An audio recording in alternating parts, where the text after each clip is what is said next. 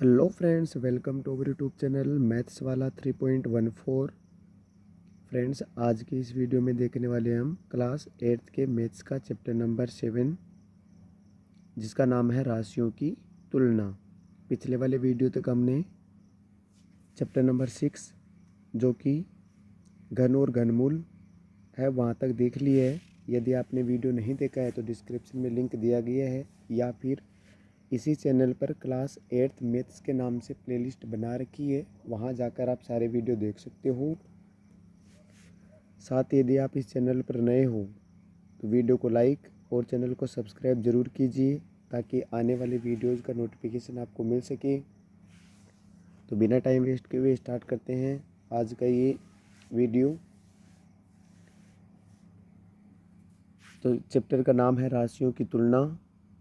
तो राशियों की तुलना में सबसे पहले जो नाम है वो है अनुपात एवं प्रतिशत। क्या निकालेंगे हम? अनुपात एवं प्रतिशत।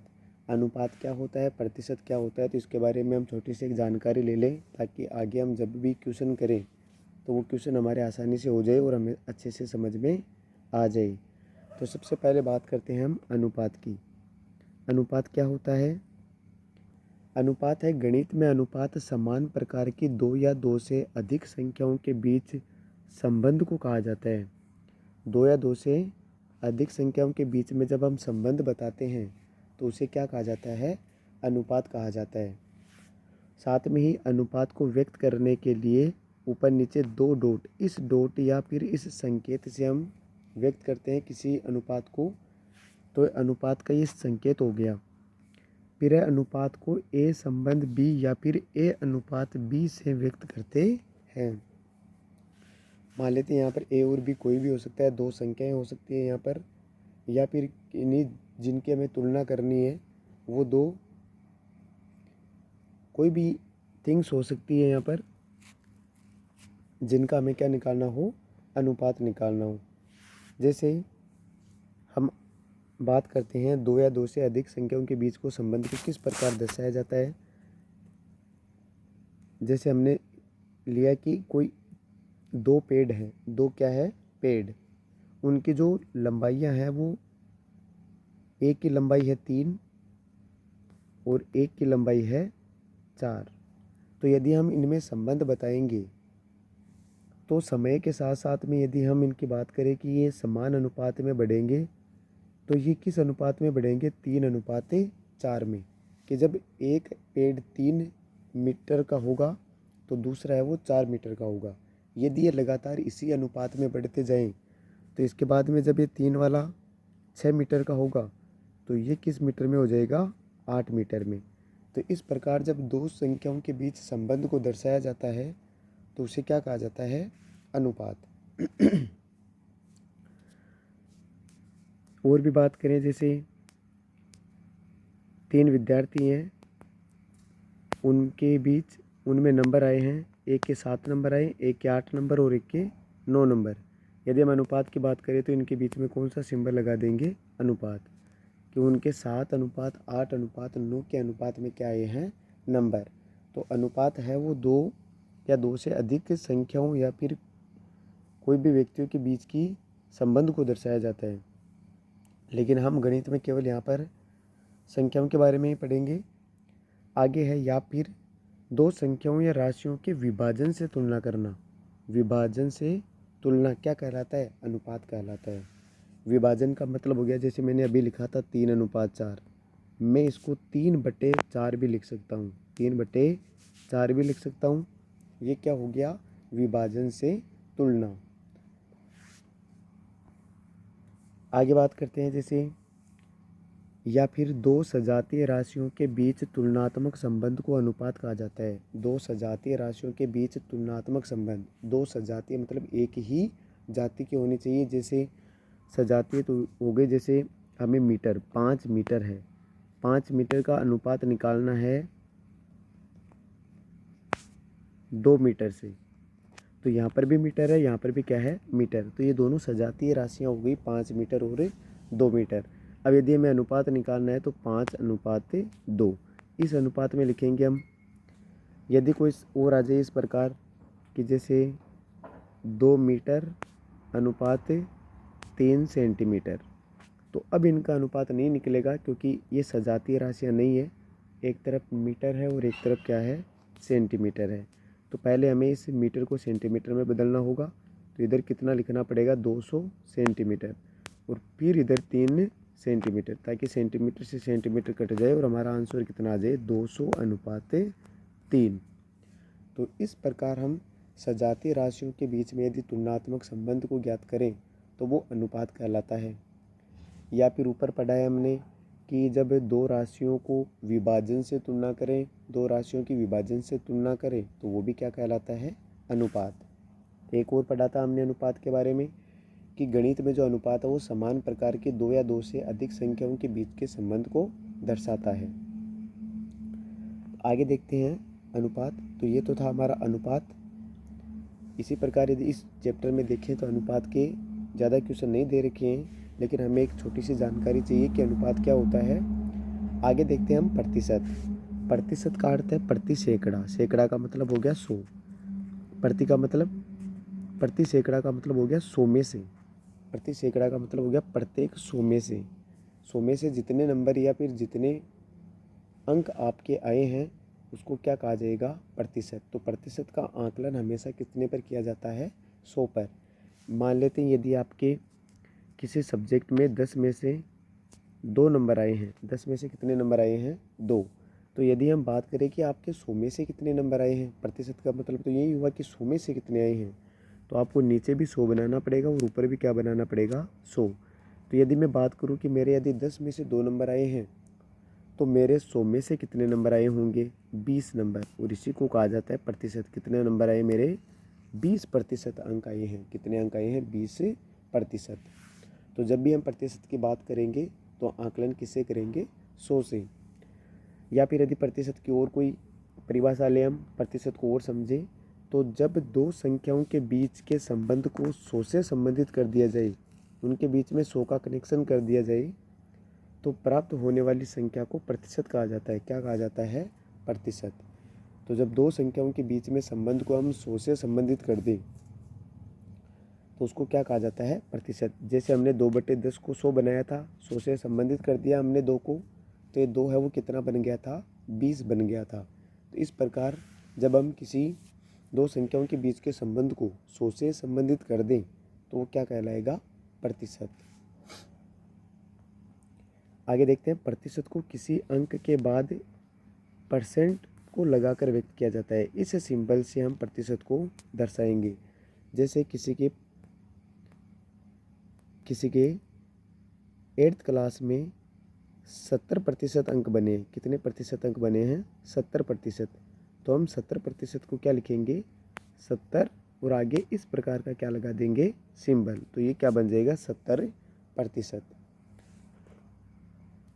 और यदि बात करें कि प्रतिशत को किस प्रकार हम व्यक्त करें, तो प्रतिशत है जैसे अभी मैंने बताया था कि 8, किसी टेस्ट में 20 में से कितने नंबर आए हैं, 8 नंबर। 20 में से 8 नंबर आए हैं, तो ये तो अनुपात हो गया। क्या हो गया, अनुपात। तो प्रतिशत एक अनुपात का भी भाग है। से बात करें तो ये अनुपात और प्रतिशत भी एक दूसरे से रिलेटेड है। किसी के 20 में से 8 नंबर आए हैं, तो यदि हम प्रतिशत की बात करें तो हमें नीचे क्या बनाना पड़ेगा, 100 बनाना पड़ेगा। या फिर हम इस राशि को किससे गुणा कर दें, 100 से। यदि हमें प्रतिशत निकालना हो, प्रतिशत किसी भी संख्या को प्रतिशत में बदलना हो तो 100 से क्या करना पड़ता है, गुणा करना पड़ता है। तो प्रतिशत लगाओ, 100 से गुणा करो, 0 से 0 कट जाएगा, 2 के पाड़े से 10 कट जाएगा, कितनी बार, 5 बार, और 8 को 5 से गुणा किया तो कितना आ जाएगा, 40, और आगे क्या लगा देंगे, प्रतिशत। तो यदि किसी के 20 में से 8 नंबर आए हैं तो उसके प्रतिशत में कितने नंबर आए हैं, 40%। और बात करें यदि हम कि कोई भी संख्या है, जैसे 3:4, कोई संख्या है 3:4, यदि हमें इसको प्रतिशत में बदलना है तो हम किस प्रकार बदलेंगे, पहले वाली राशि को तो ऊपर लिखेंगे और दूसरे वाली राशि को कहाँ लिखेंगे, नीचे, और गुणा कर देंगे किससे, 100 से। तो 4 के पाड़े से 100 कट गया, कितनी बार, 25 बार, और जब 3 को 25 से गुणा किया जाएगा तो 25 75%। तो 3 4 का कितना प्रतिशत है? 75%। इसी प्रकार हम प्रतिशत को आगे और क्वेश्चनों में पढ़ेंगे। जैसे उदाहरण लिए हमने 7 25 का कितना प्रतिशत है? 7 25 का कितना प्रतिशत है? तो हम यहाँ पर इसका आंसर लिखें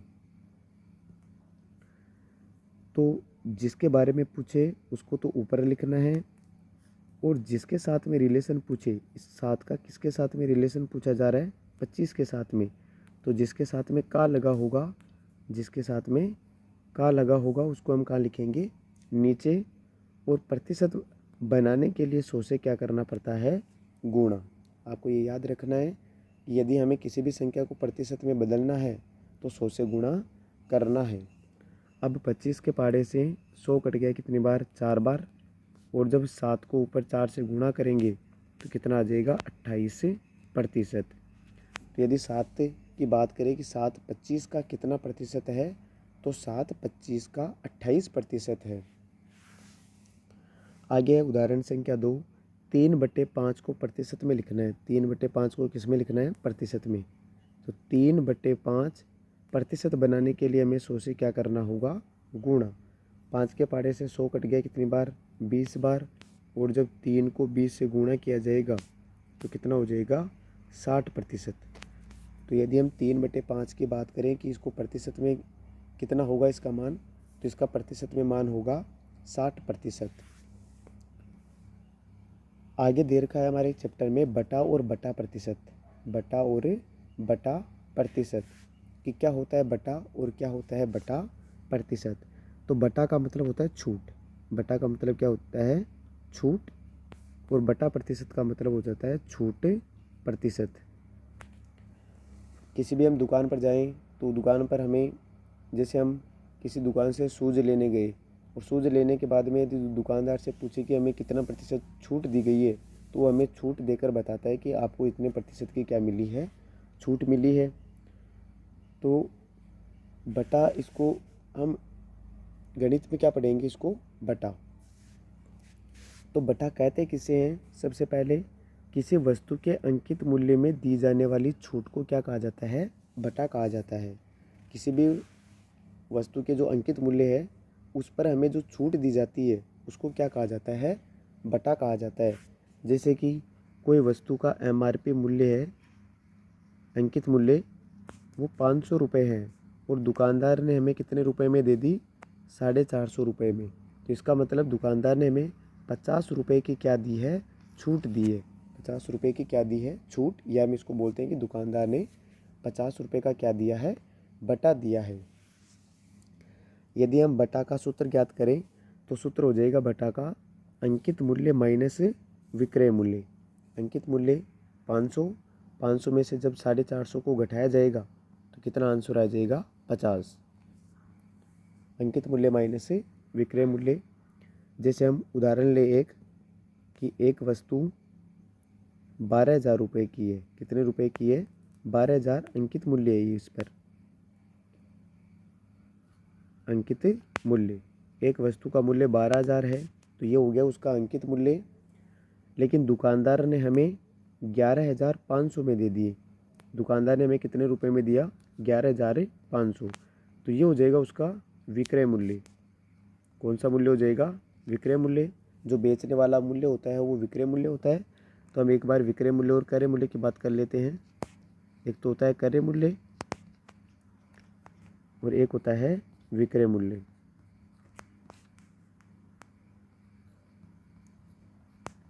विक्रय मूल्य तो होता है खरीदने वाला मूल्य,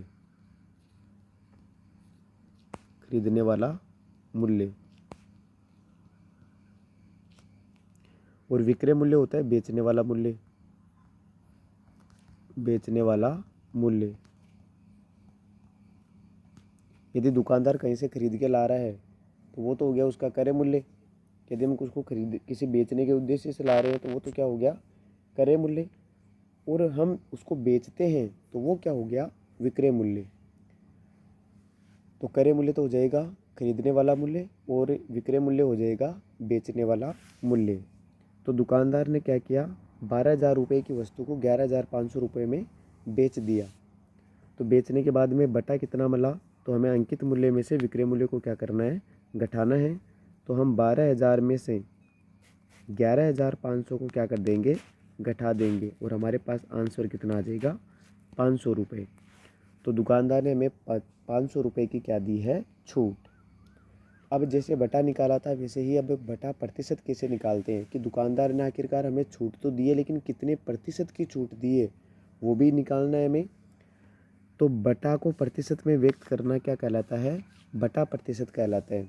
कि छूट को, जो छूट हमें मिली है उस छूट को प्रतिशत में व्यक्त करना क्या कहलाता है, छूट प्रतिशत या फिर बटा प्रतिशत। तो बटा प्रतिशत ज्ञात करने का सूत्र हम कैसे निकालते हैं, कैसे हम बटा प्रतिशत निकालते हैं, इसके लिए फॉर्मूला है कि छूट बटे, इसको मैं एक बार दूसरे फॉर्म में लिख देता हूँ क्योंकि टाइपिंग हुआ है इस प्रकार। तो छूट या फिर बटा बटे अंकित मूल्य,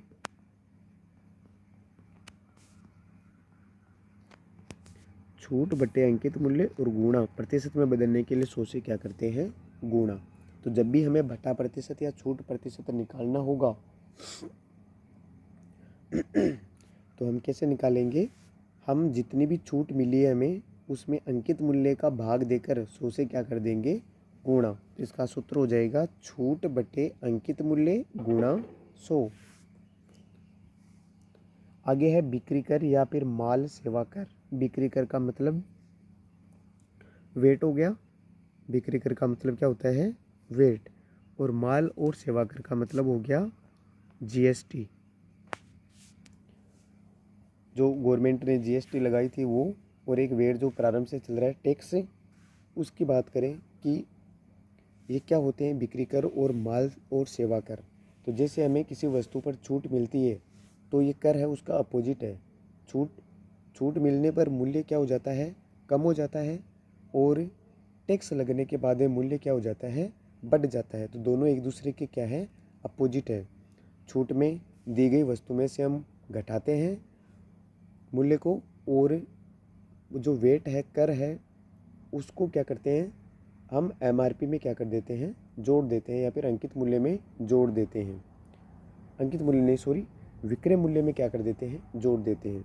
कि हमें जो वस्तु 5 रुपये में मिलने वाली है वो टैक्स लगने के बाद में जितना भी उस पर टैक्स लग रहा है, जितना प्रतिशत भी, उसके बाद में उस वस्तु का मूल्य क्या हो जाएगा, बढ़ जाएगा। छूट में क्या हो जाता था, कम हो जाता था, और कर में क्या हो जाता है, बढ़ जाता है। जब टैक्स लगता है तो मूल्य क्या हो जाता है, बढ़ जाता है। तो देखिए किस प्रकार हम इसको हल करें, समझने की करें। वस्तु के विक्रय मूल्य पर लगने वाले अतिरिक्त मूल्य को, वस्तु के किस मूल्य पर, विक्रय मूल्य पर, अंकित मूल्य पर नहीं, विक्रय मूल्य पर लगने वाले अतिरिक्त मूल्य को क्या कहा जाता है, बिक्री कर। वस्तु के विक्रय मूल्य पर लगने वाले अतिरिक्त मूल्य को क्या कहा जाता है, बिक्री कर।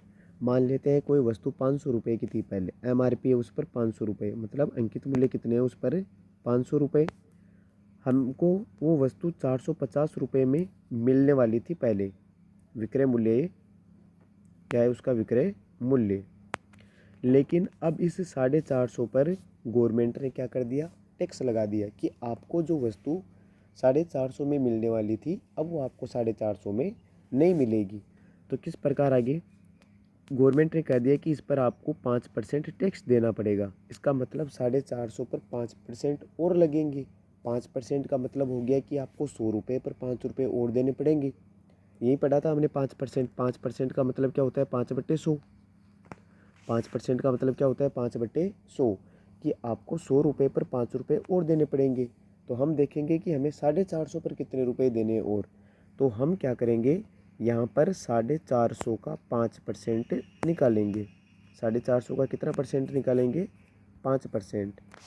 तो 450 गुणा 5 प्रतिशत हमें अब की बार हटाना है यहाँ से। तो हटाना है तो 100 का भाग लगाना है। यदि हमें प्रतिशत लगाना है तो 100 से गुणा करना है, और प्रतिशत को हटाना है तो 100 का भाग लगाना है। जैसे 0 से 0 कट गया, 5 के पारे से 2 बार कट गया, और जब 45 में भाग लगाएंगे किसका, 2 का, तो कितना आ जाएगा, 22.5 रुपये। तो हमें 450 रुपये पर 22.5 रुपये GST या फिर कर के और देने पड़ेंगे। तो अब जो वस्तु 450 की मिल रही थी उस पर 22.5 रुपये और मिलने के बाद में वो हो गई 472.5 रुपये की। तो जिस प्रकार हमें छूट मिल रही थी वैसे ही हमें अब टैक्स देना पड़ेगा, और टैक्स देने में कोई वस्तु का मूल्य है वो विक्रय मूल्य क्या हो जाता है, बढ़ जाता है। आगे बात करते हैं हम। इस चैप्टर में नया एक टॉपिक आएगा, चक्रवृद्धि ब्याज। कौन सा ब्याज? चक्रवृद्धि ब्याज। साधारण ब्याज भी था, लेकिन इस बार सिलेबस से साधारण ब्याज को क्या कर दिया गया है, हटा दिया गया है। साधारण ब्याज तो एक ही अनुपात में लगता है, चाहे आप 1 साल के लिए लो चाहे 2 साल के लिए लो, जो ब्याज लगता है वो एक ही अनुपात में लगता है। ब्याज है वो केवल मूलधन पर ही लगेगा। यदि आपने किसी से 1000 रुपये उधार लिए हैं तो उस पर जो 1 साल का ब्याज है वहीं आगे सेम 2 साल पर भी वहीं लगेगा, 3 साल पर भी वहीं लगेगा। लेकिन चक्रवृद्धि ब्याज क्या है, देखिए इसकी डेफिनेशन, कि धन पर एक निश्चित समय के बाद, धन पर एक निश्चित समय के बाद भुगतान किया जाने वाला अतिरिक्त धन, धन पर एक निश्चित समय के बाद भुगतान किया जाने वाला अतिरिक्त धन क्या कहलाता है, ब्याज कहलाता है। चक्रवृद्धि ब्याज नहीं, ब्याज की परिभाषा है कि ब्याज किसे कहते हैं, कि हमने किसी से धन लिया किसी निश्चित समय के लिए, और उसके बाद में जब हम उसको वापस रुपए लौटाएंगे तो हमें कुछ अतिरिक्त रुपए भी देने पड़ेंगे। वहीं अतिरिक्त रुपए क्या कहलाते हैं, जो अतिरिक्त रुपए है वहीं क्या कहलाता है, ब्याज कहलाता है। जैसे हमने किसी से 1000 रुपये उधार लिए, 1 वर्ष बाद में किसी दर से उसके 50 रुपये एक्स्ट्रा देने पड़ रहे हैं, तो हमें कितने रुपए लौटाने पड़ेंगे, 1050 रुपये। तो ये जो हमें एक्स्ट्रा रुपए अतिरिक्त रुपए देने पड़ रहे हैं यही हमारा क्या कहलाएगा, ब्याज। आगे देखते हैं चक्रवृद्धि ब्याज किसे कहा जाएगा। तो चक्रवृद्धि ब्याज की डेफिनेशन, उधार लिए गए धन को निश्चित समय में न लौटाने पर धन के अतिरिक्त ब्याज पर भी लगने वाले ब्याज को, पहले तो धन पर ही ब्याज लगता था, जो साधारण ब्याज हो उसको, उस पर तो केवल धन पर ही ब्याज लगता था उसमें, लेकिन जो चक्रवृद्धि ब्याज होगा उस पर ब्याज पर भी क्या लगेगा, ब्याज लगेगा। कि आपके मान लेते हैं, जैसे अभी हमने 1000 रुपये की बात की थी कि 1000 रुपये पर 50 रुपये का 1 साल का क्या लग गया, ब्याज। तो 1 साल बाद में यदि हम लौटाएं तो हम उसको 1050 रुपये जिससे हमने लिए हैं रुपये, उसको 1050 रुपये आप लौटा सकते हो। लेकिन आपने 1 साल बाद में रुपये नहीं लौटाए तो आपको अब की बार जो ब्याज देना पड़ेगा वो इस 1050 रुपये पर देना पड़ेगा।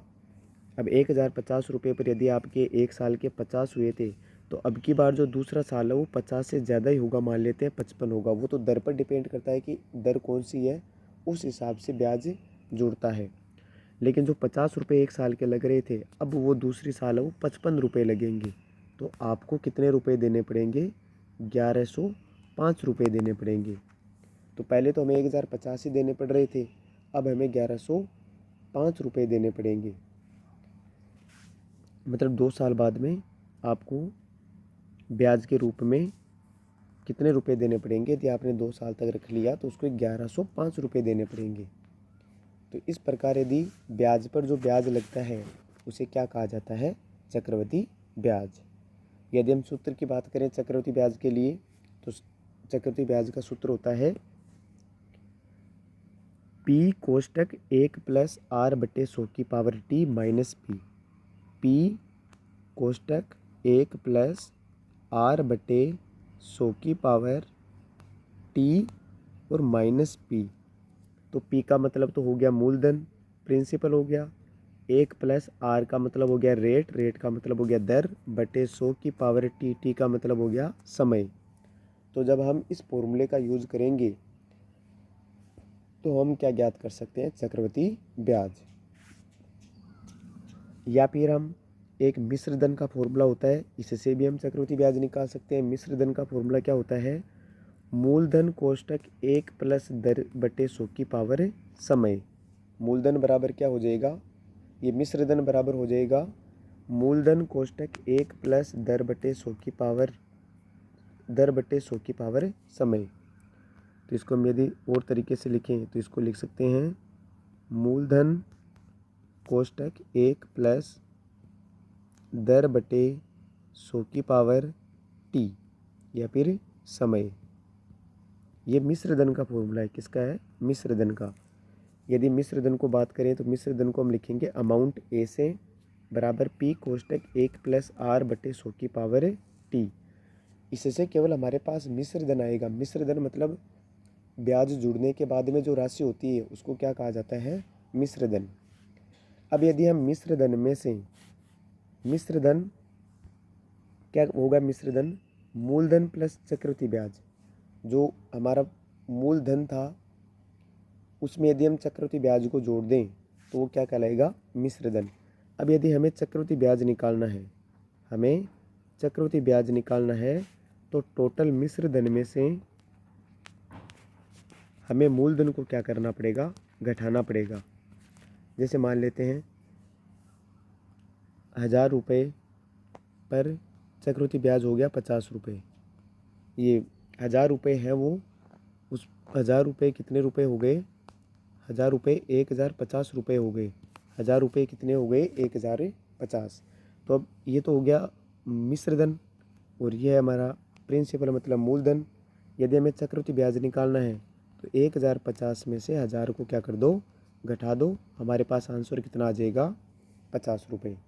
तो इस प्रकार हम चक्रवृद्धि ब्याज की गणना कर सकते हैं। या तो आप ऊपर वाला डायरेक्ट फॉर्मूला लगा सकते हो, ये वाला फॉर्मूला, इससे आप डायरेक्ट चक्रवृद्धि ब्याज निकाल सकते हो। या फिर यदि ये फॉर्मूला न लगाकर आप ये फॉर्मूला लगाओ तो इसमें पहले ये अमाउंट निकालने के बाद में आपको उसमें से मूलधन को क्या करना पड़ेगा? घटाना पड़ेगा। तो इस प्रकार हम चक्रवृद्धि ब्याज की गणना करेंगे, जो कि हम प्रश्नावली में पढ़ेंगे। ये था इस चैप्टर का थ्योरी वाला पार्ट। नेक्स्ट वीडियो में हम पढ़ेंगे चैप्टर नंबर जो एक्सरसाइज है 7.1।